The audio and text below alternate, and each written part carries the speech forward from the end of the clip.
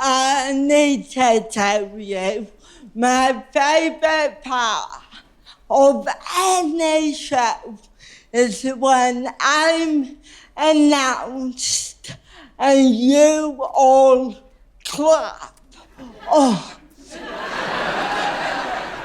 it's so lovely, but then there's a point where you've all underestimated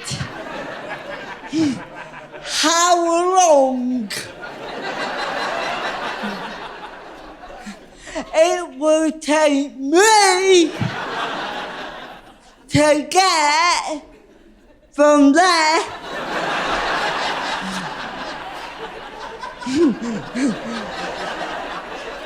to here. You're all like, yay, Rosie, yay!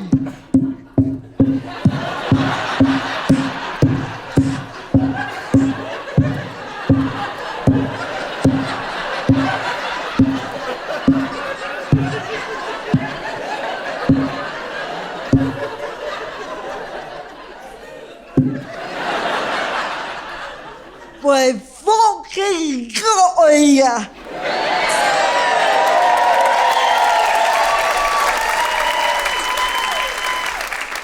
Oh, I swear a lot, by the way. I fucking love swearing. But don't worry, I only say cunt 4 times.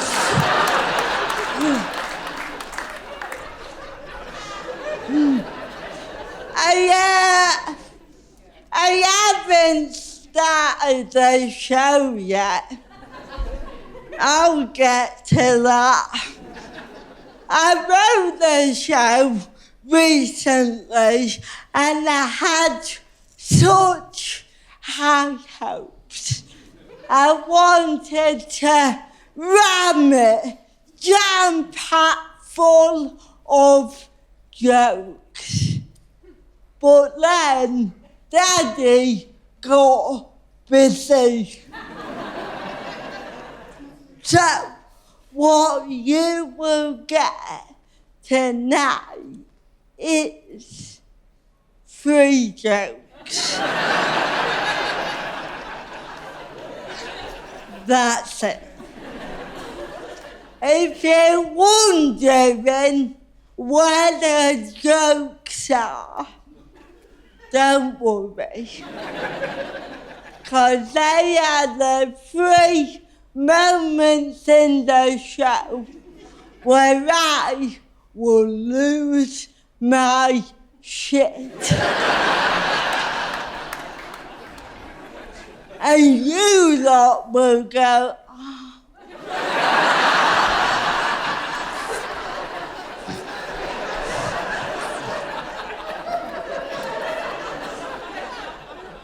Not worth it. Some mathematicians in the room are going, what?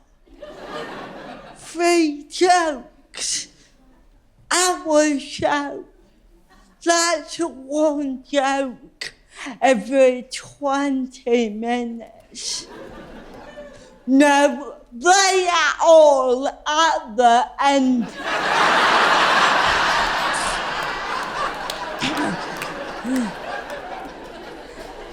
Stay tuned.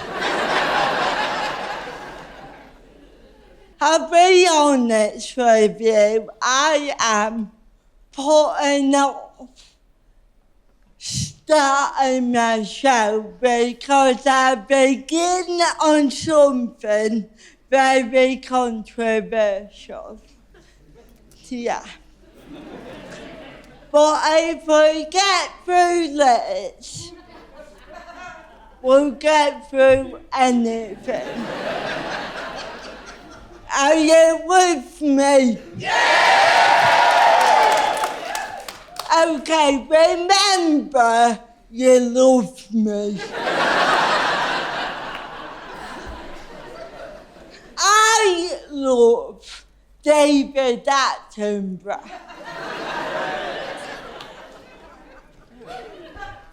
Wait. That's not the controversial bit, you dickhead.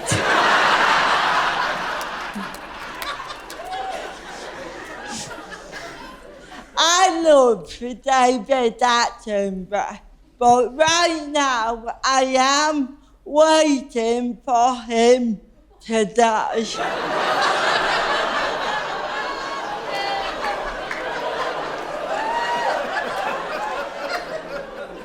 I am. Right, hear me out. He is amazing. He's everyone's lovely little granddad. He's a national treasure. And right now, in the UK, we have so many national treasures. If anything, too many.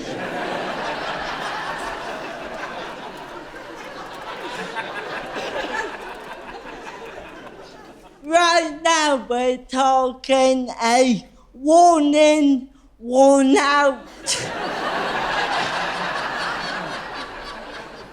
situation. I want in.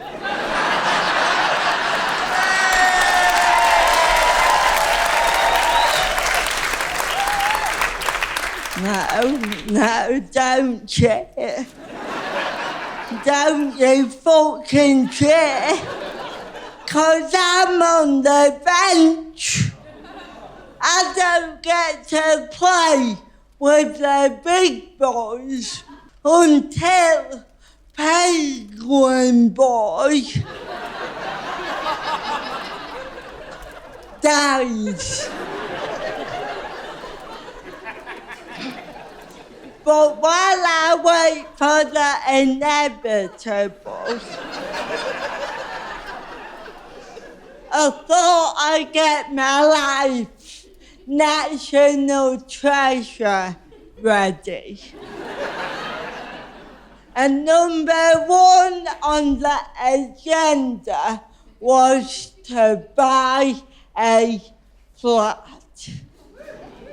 Because, thank you. Because you never see Joanna Lumley in their flat share.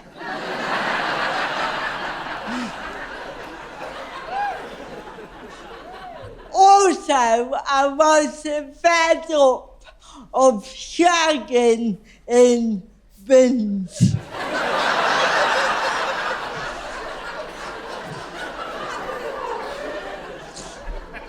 So I thought, right, I'll go out and I'll spend some of that sweet BBC money.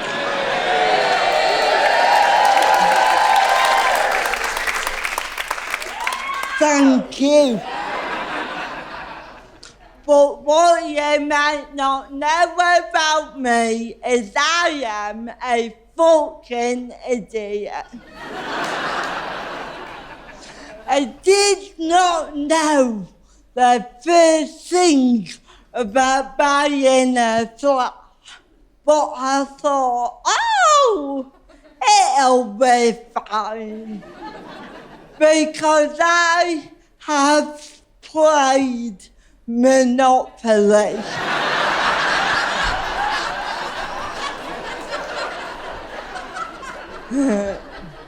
Same thing. So I bought my first flat viewing and I got there to Old Kent Road in my top hat.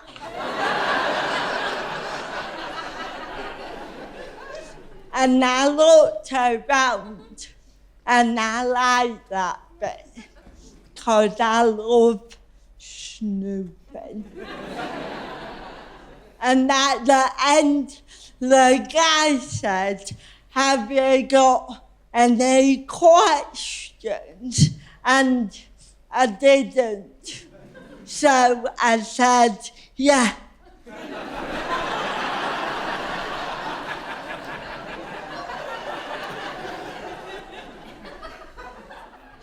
Yeah.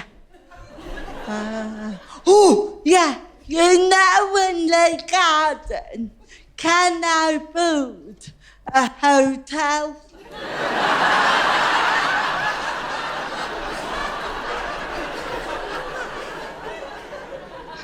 Fucking idiot. So I went back to my bin. And I did something that I've never really done. And I rang my dad. Because that guy has been in my life the whole time. But up until that point, I never knew why.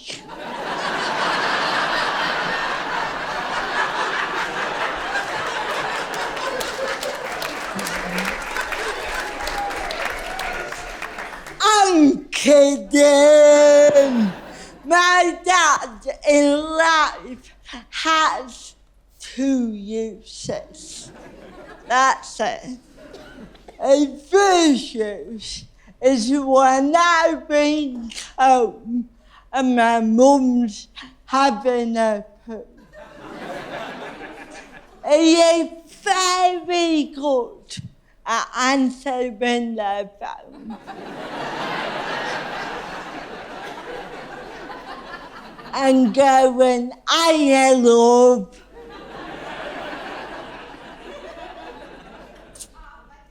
Here's your mum.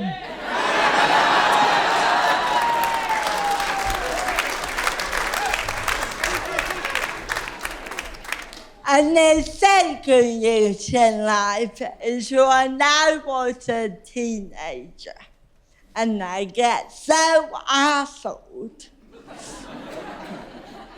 that no taxi would take me home. I knew I could ring him up and go, "Hiya, Dad.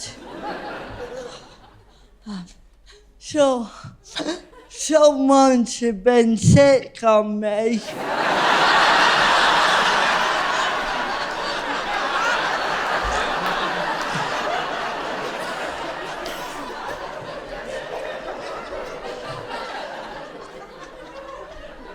Again.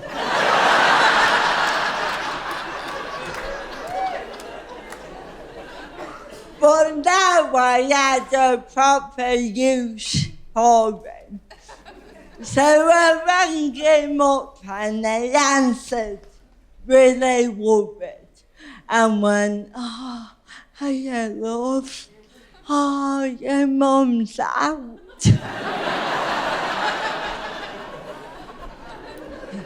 I said, "No, I want you." And they said, "Oh, no."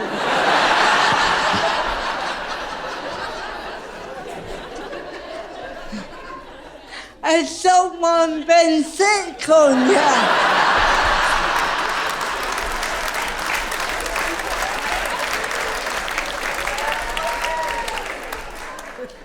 I said, "No.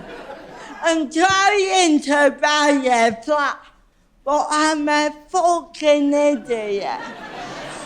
What do I need to ask?"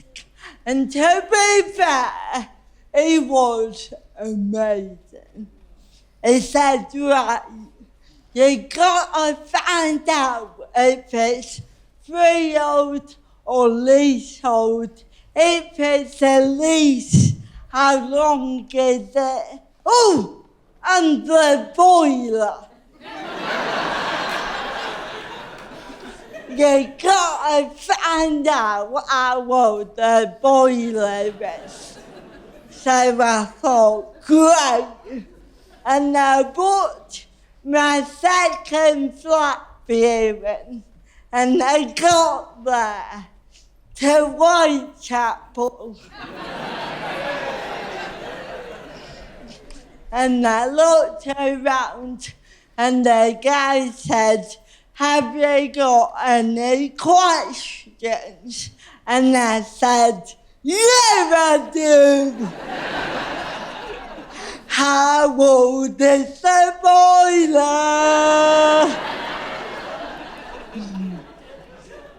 And they told me, and it was only then that I realised my dad hadn't told me a good answer.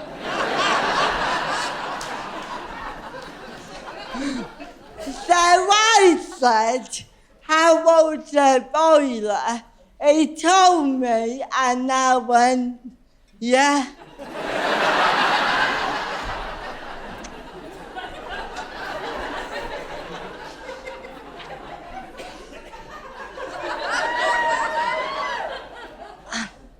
I'll buy it. So I bought it because I couldn't be bothered waiting to go round again.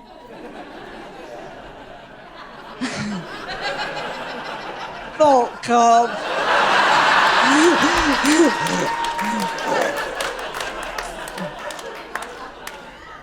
But I know I bought a good flat because the lease is older than the boiler.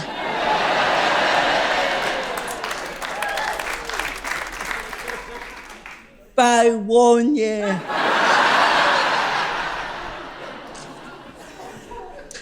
So I moved in. I was so excited. I didn't have any furniture. All I had was 82 boiler suits and my favourite board game, Cluedo.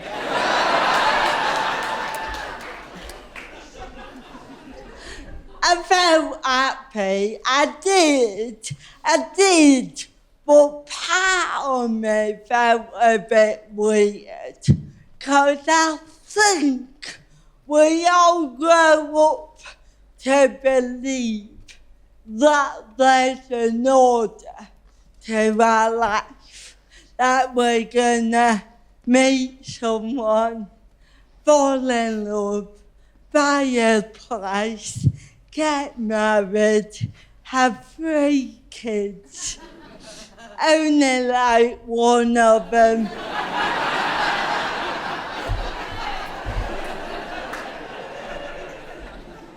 Slowly decay for 8 more decades. And then at the age of 102, one of you dies.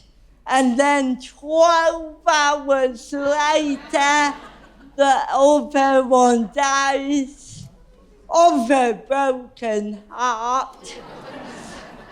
And then you spend eternity together, haunting the 2 kids you hate.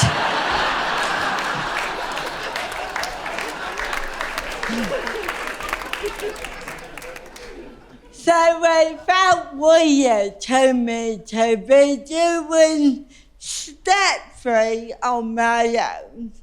So I thought, right, I can sort that. I can go out and I can find Mrs. National Treasure. I felt quite confident because I know I'm a catch.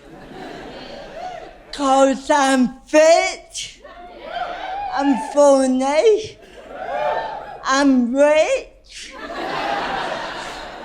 but most importantly, I have the perfect vulva.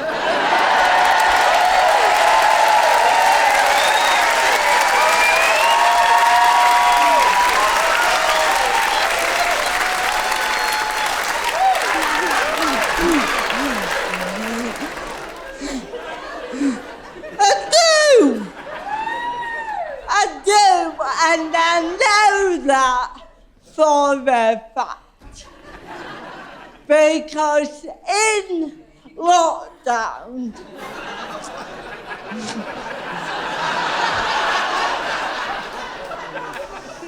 we all had hobbies. We all learned a language. We all bake banana bread. My hobby was porn.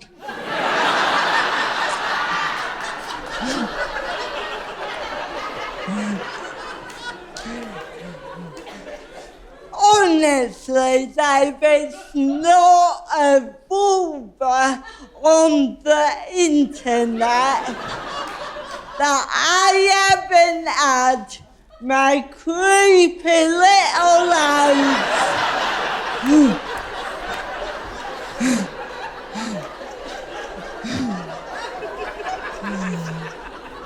all over.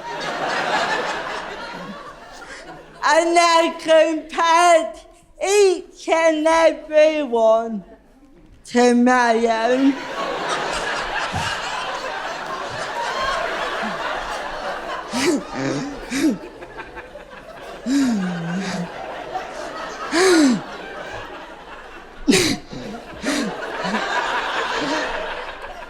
And it turns out I forgot a good one.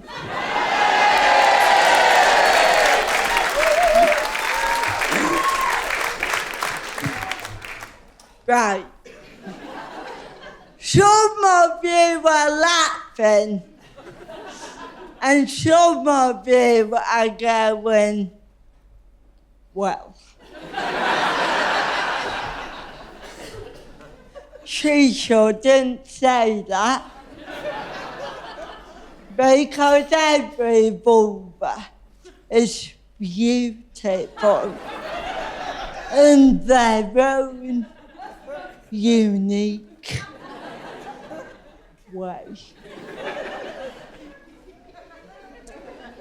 But we know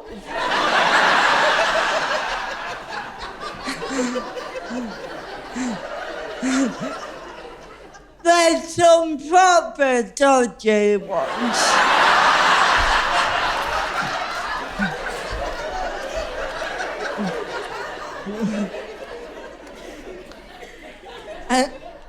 Have you ever been so hungry that you go into a Subway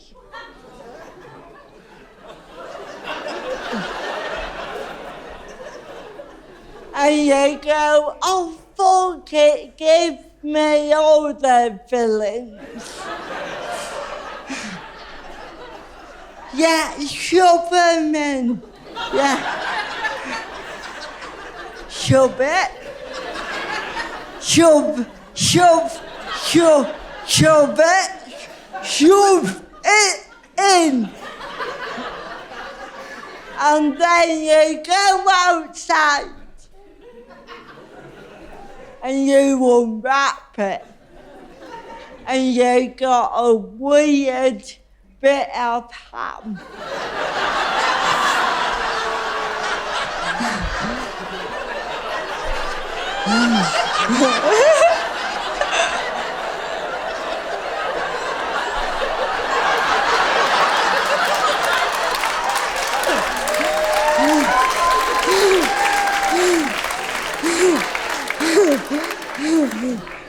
Flapping In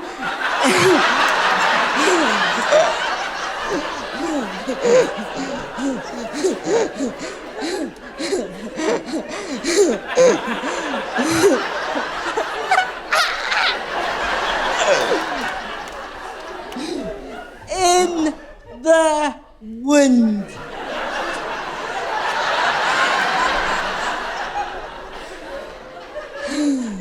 That's my favourite bit of the show.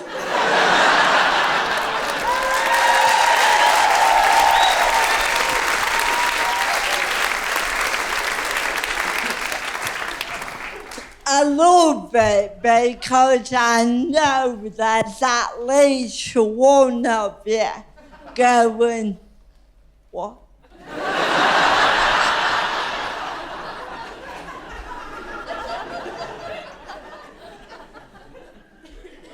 Why was she talking about vulvas?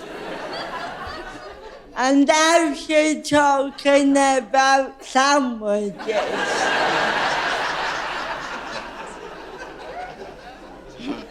Spoiler alert, we're still talking about vulvas. So me and my perfect bits and bobs, we went out into the world of dating, and I was ready to shop around a bit. But like a good proper lesbian, the first date I went on, boom. I fell in love.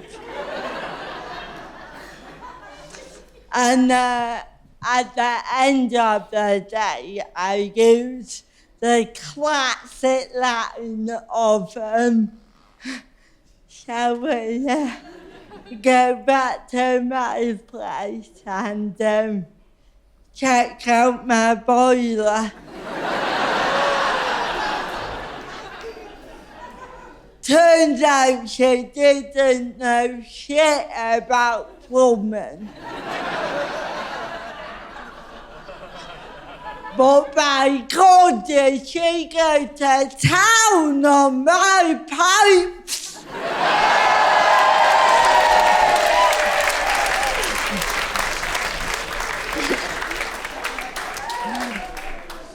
And then we started dating, and it was so lovely. And we were being quite modern and going, yeah, let's take it easy.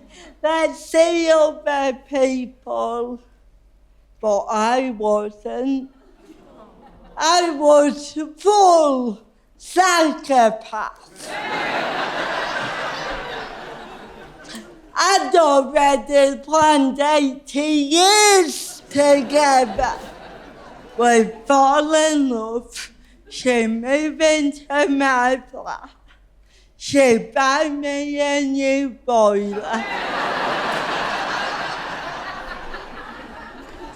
True love. And it got to the point where I wanted to ask her to be my girlfriend. So I took her out for a lovely meal. And before I could say anything, she said, just so you know, I've been seeing someone else. And I decided to go exclusive with them. And it broke me, but I'm optimist. So I thought, well, look on the bright side. At least this will be the part in my show.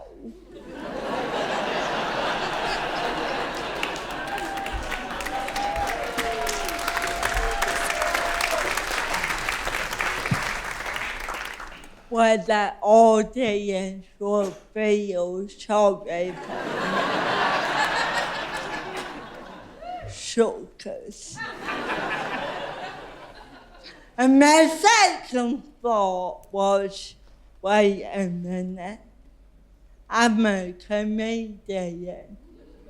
This is my opportunity to slack this new person off on stage and on TV.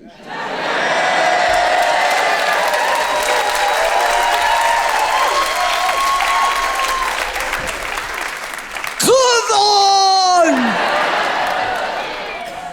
'Cause that is the beauty of me. I am a gay, disabled woman in 2024.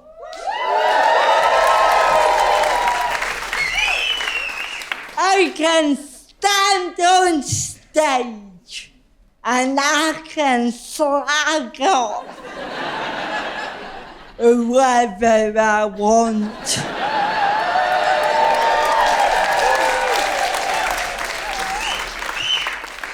So I thought, right, I need to gather information so I composed myself.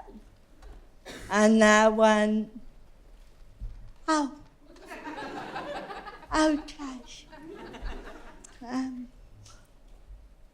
Who is this new person? And she went, oh, they are amazing. They are a refugee from Ukraine.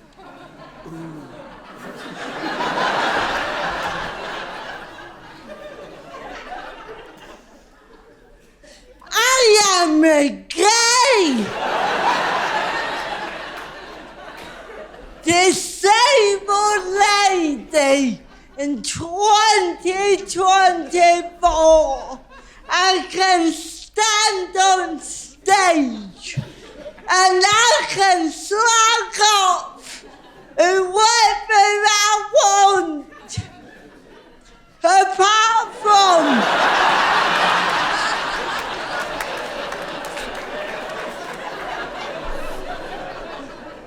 the fuckers from Ukraine.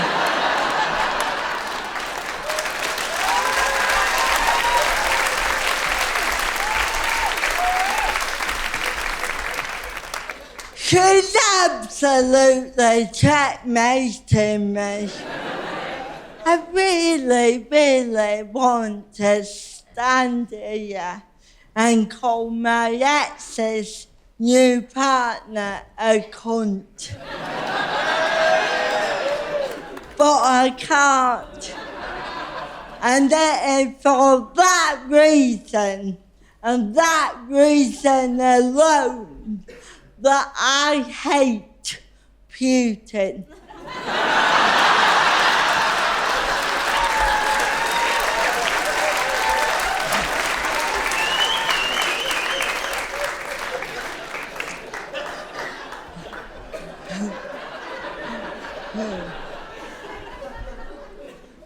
In hindsight, I don't really miss her, because she was a bit of a bellend.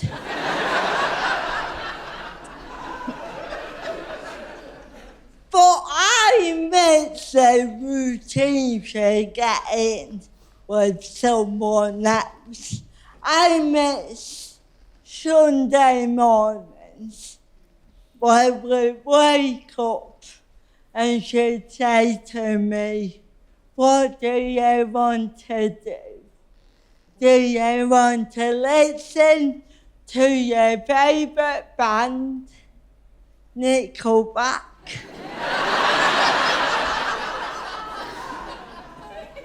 Or do you want to read The Guardian? Or do you want to have sex? And we called that game Rock, Paper...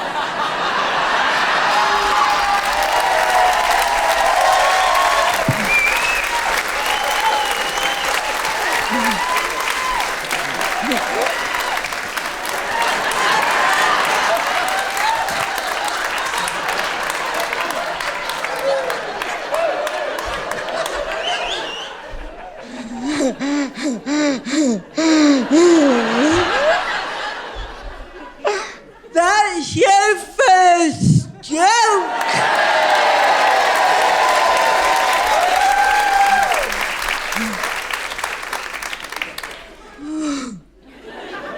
But unlike the game you know, Scissors always won. So then I went back to my shitty flat, all alone, heartbroken, and the boiler broke. And Penguin Boy, still alive.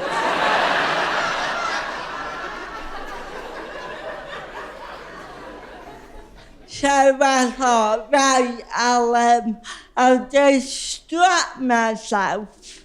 I'll go out, I'll put all my energy into work, and I will go and earn some of that sweet boiler money. And to be fair, right now, in comedy, it's going all right.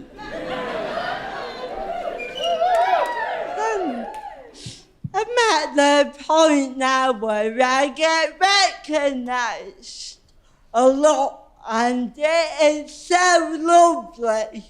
But then some people come up to me and go, "Oh! I know you! You're on everything. Every fucking TV show.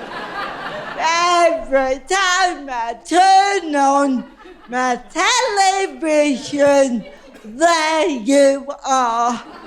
There you are. There you fucking are!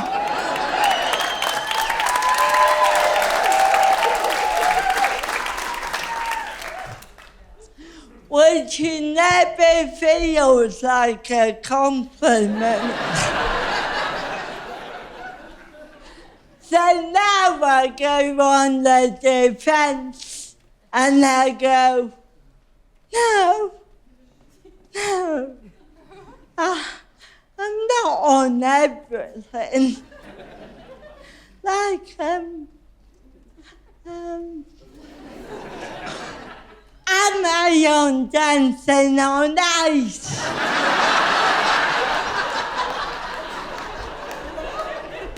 No.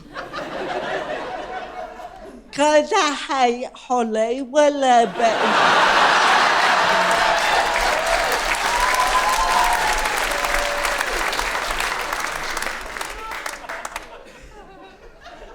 Am I on The Masked Singer?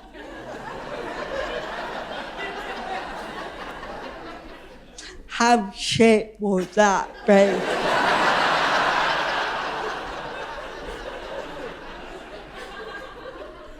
You'd be at home going,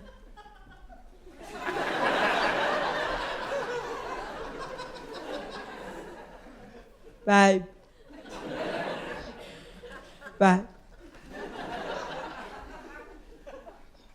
Why does that that woolly jumper have cerebral palsy?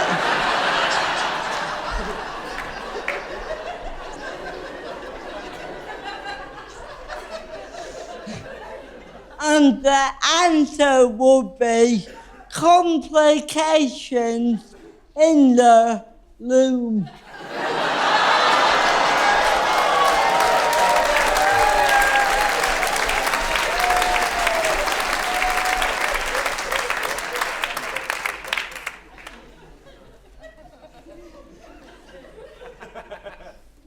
Is there something wrong with the microphone?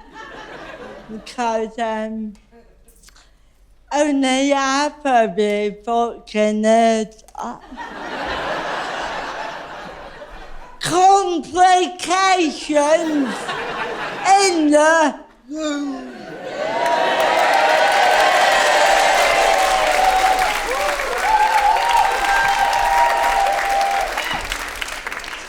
Don't fucking patronise me. Do you know how hard it was to write that joke? I came up with a punchline and then I had to Google what you make in a room.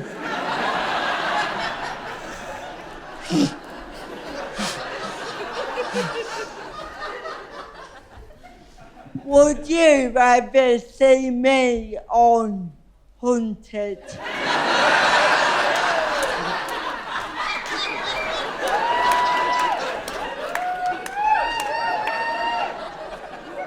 We are looking for People's Princess.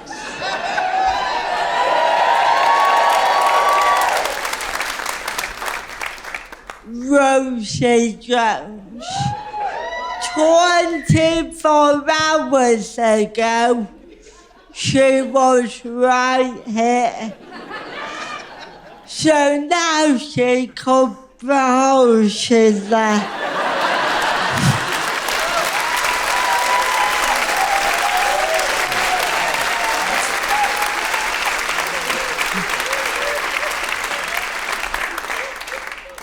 Got ya?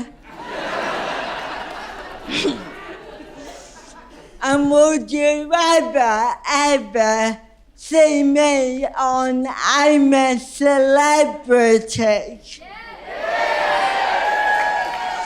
No, 'cause I've got dignity.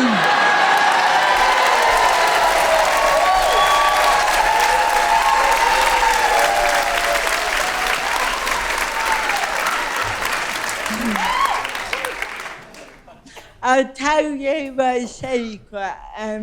They asked me to do it 2 years ago, and thank God I said no, because I would have genuinely murdered Matt Hancock.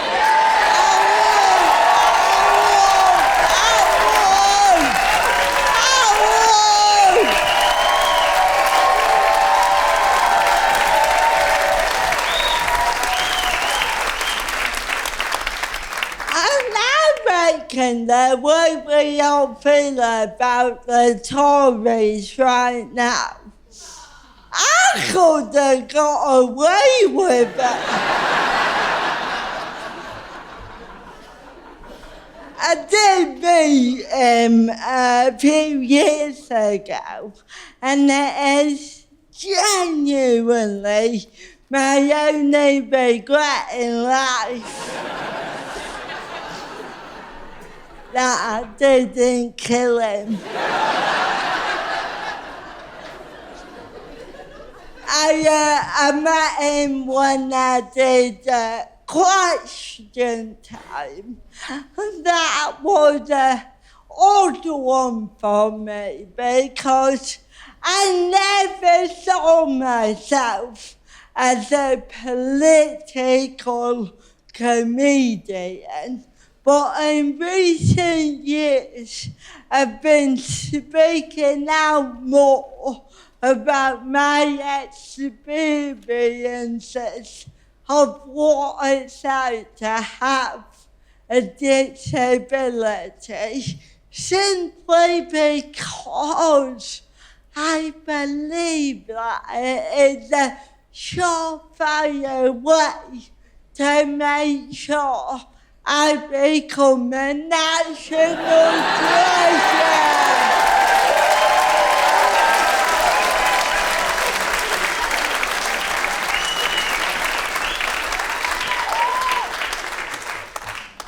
So when I got the call to be on Question Time during lockdown, I thought, fuck it. Why not? I'd watched all the porn.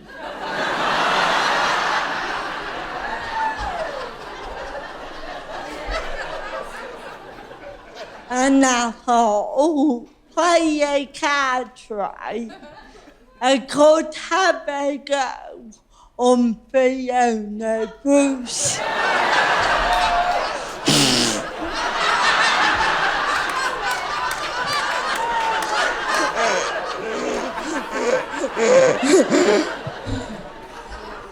Every now and again I keep hearing myself and thinking, we're filming this. Right, so I got down to the studio and I was met by a security guard who said, good evening, Miss Jones. Unfortunately, I'd like to confiscate your machete.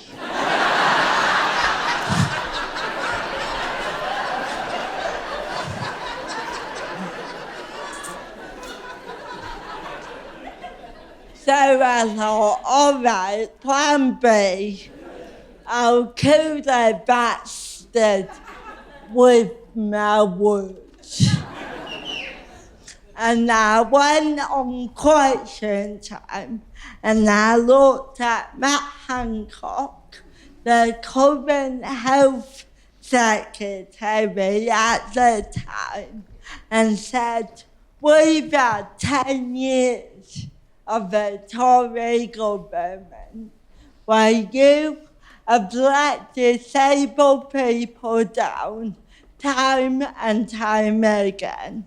I and millions of other people have had their benefits halved or taken away from them. Unemployment amongst disabled people is double what it is amongst non-disabled people. And now, in the pandemic, 7 out of 10 people who die from COVID have a disability. You are ignoring us, you are overlooking us, and you are letting us die.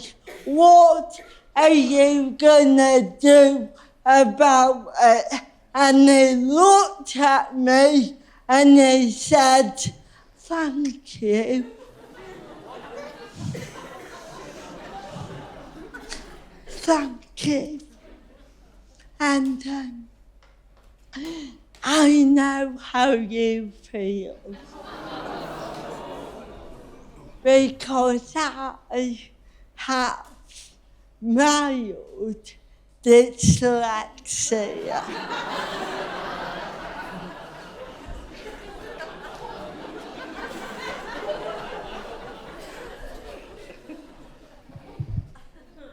Right.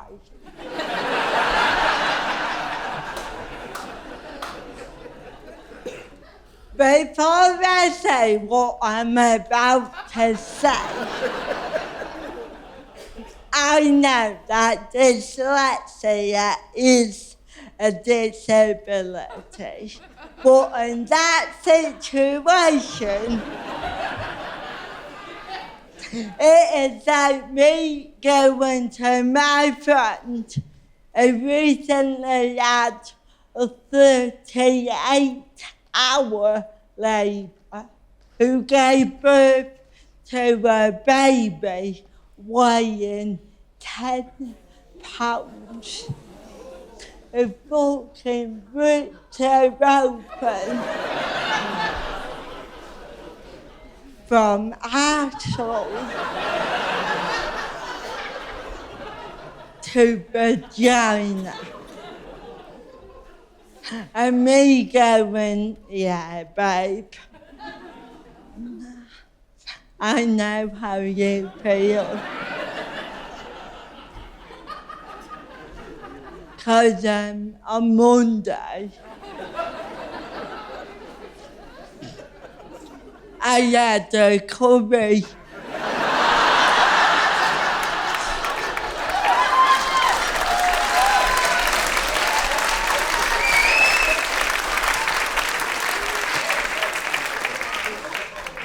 Fuck off, Hancock.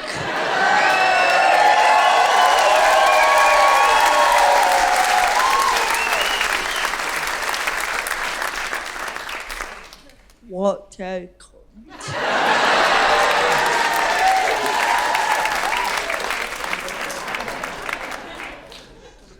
But since then, rightly or wrongly,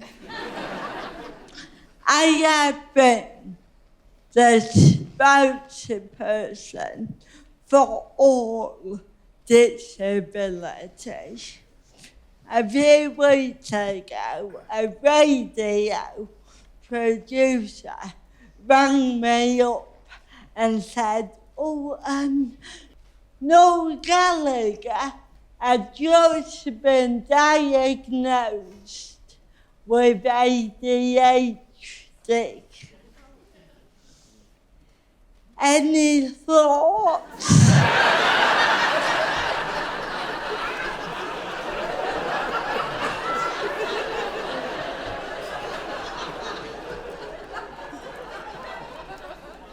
I was like,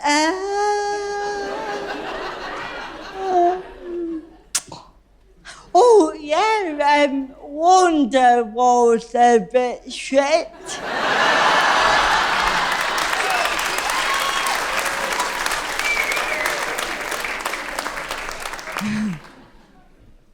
They didn't like that joke in Manchester.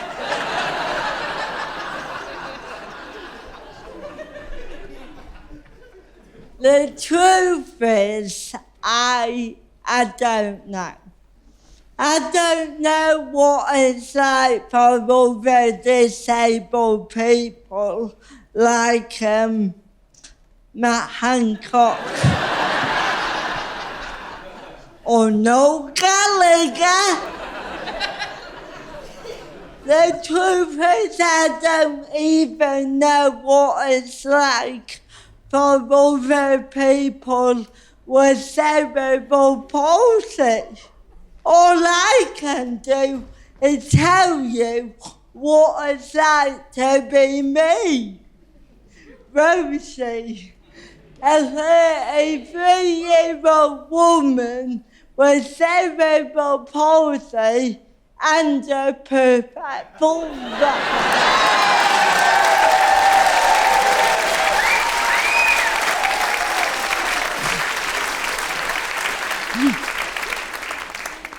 And the real secret is I'm bad. I'm a bad disabled.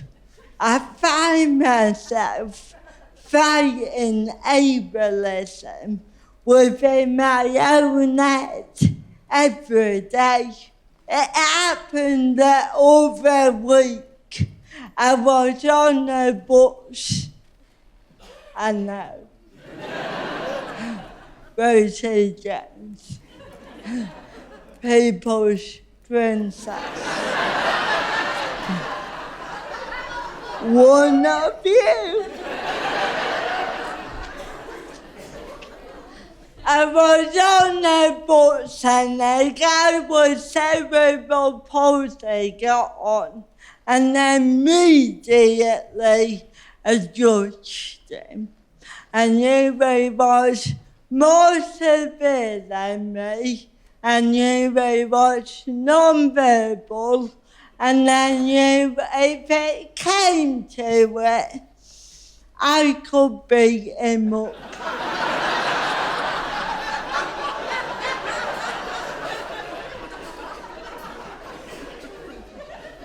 And he sat next to me and we gave each other the same disability nod.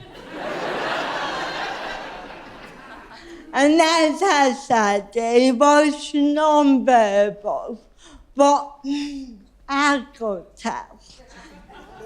He was saying, thank you for doing the Lord's work.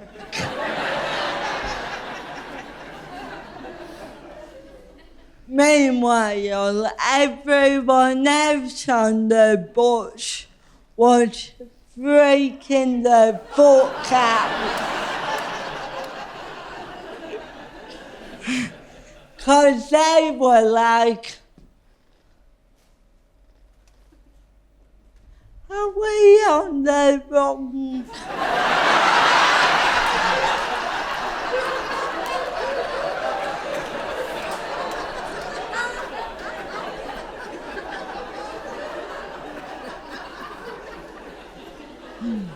They thought they were on their way to a zoo.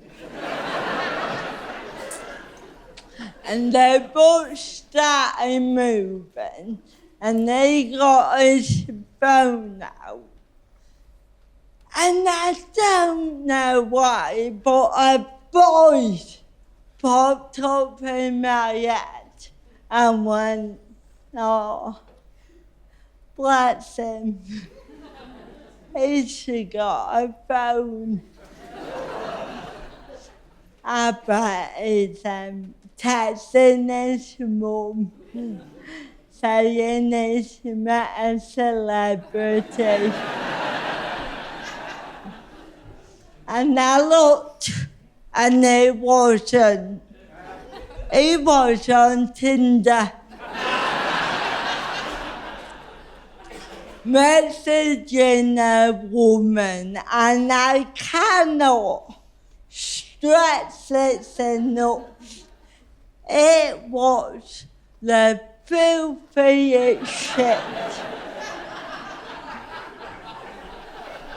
you've ever read. He was using words that I didn't even know. Words like, what was it? Penis.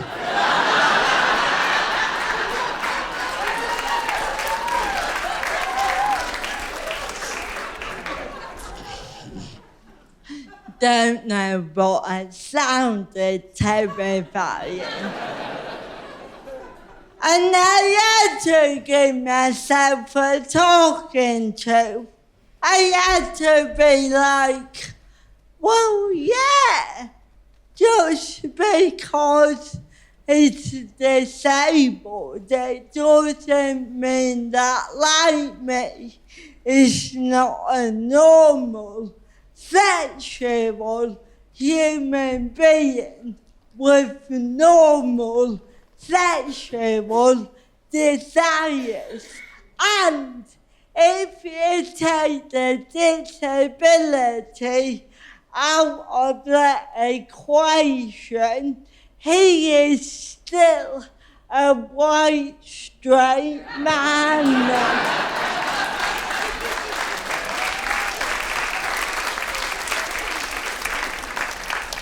He is still a piece of shit.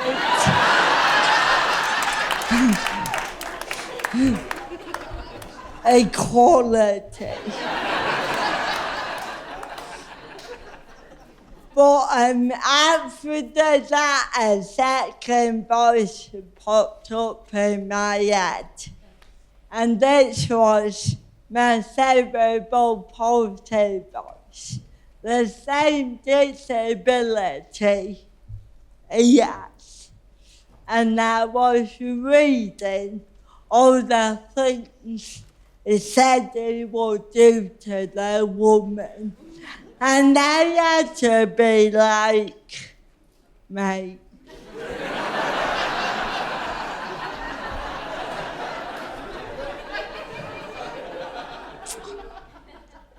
We can't do that.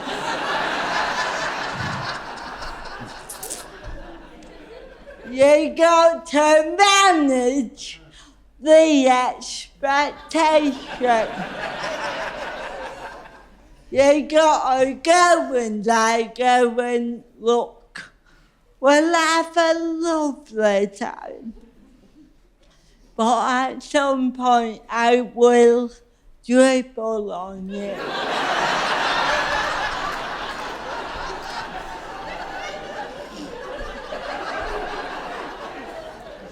But you'll enjoy it.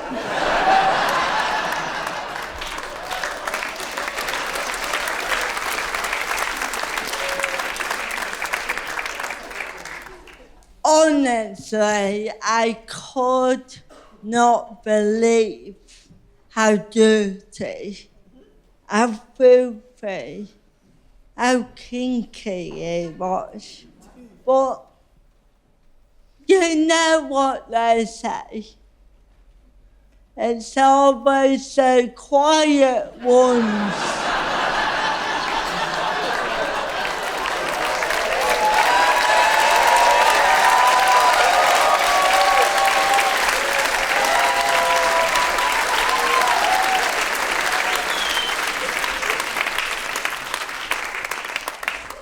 She promised you 3 jokes. And she fucking delivered.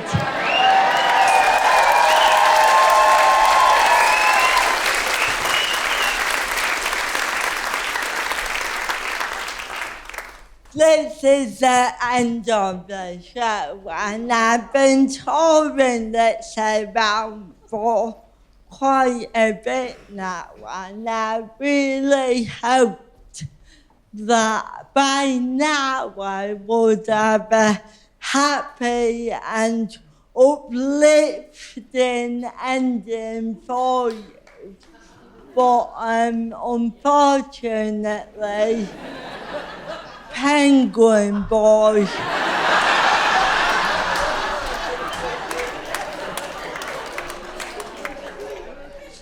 still alive.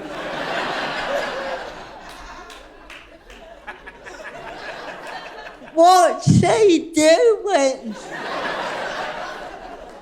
He's seen all the animals. Just die already.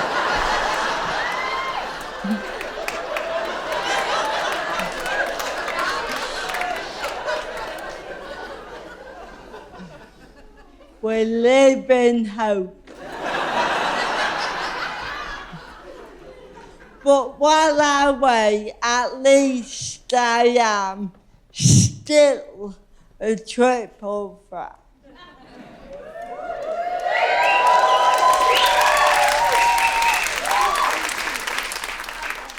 My triple being too much tits.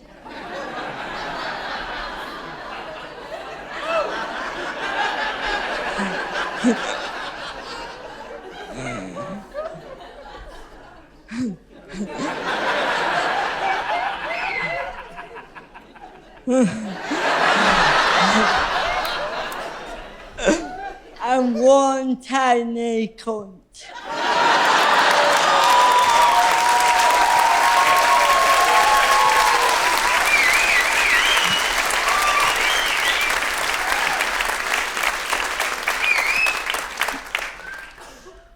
I rang my mum before I did the show today.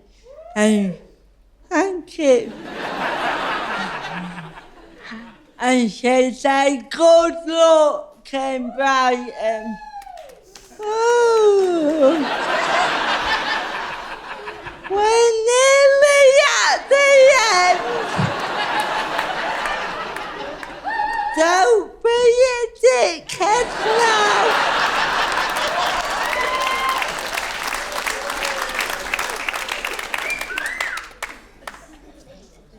I ran home before the show and luckily my mum answered. And she said, good luck in Brighton, but Rosie, do you really need to end your show on the line to match the tits and a tiny cunt? Is that really what a national treasure? Is that really what Judi Dench would say? And I had to be like, yeah. Yes,